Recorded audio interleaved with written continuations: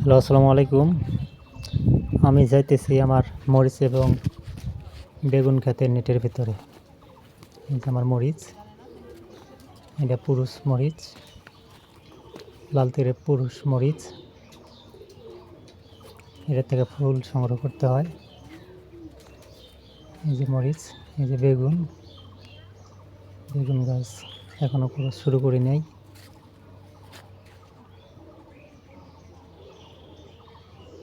এই যে মরিচ, দেখি কয়জন লোক কাজ করতেছে মরিচ খেতে।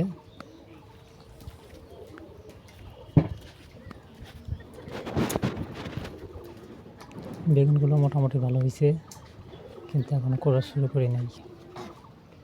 আর কয়েকদিন পরে বেগুন শুরু করব।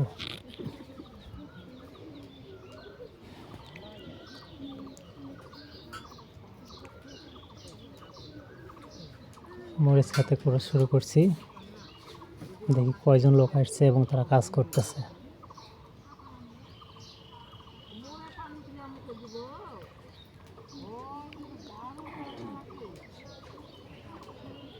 এরা মরিচে পরাগায়ন করতেছে। প্রতিদিন সকাল থেকে সন্ধ্যা পর্যন্ত পরাগায়ন করে